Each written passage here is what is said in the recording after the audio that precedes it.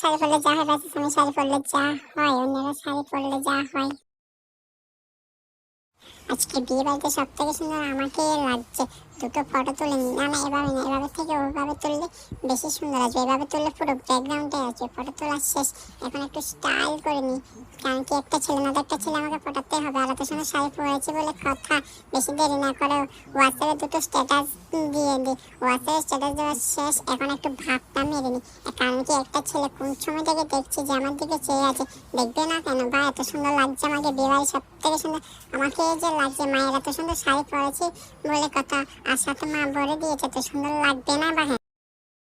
আর আমি শাড়ি পরলে যা হয় বলবেন, এত গরমে কি শাড়ি পরা যায়? কেন যে শাড়িটা পরলাম, শাড়িটা এখান দিয়ে পরে যাচ্ছে ওখান দিয়ে পরে যাচ্ছে। মা গো মা, এক্ষুনি তো গেলাম মা, কেন যে বলে শাড়িটা দেবো, ভালো লাগে না। তারপর আমি শাড়িটা উপর দিকে তুলে হাঁটি লোকে যা বলে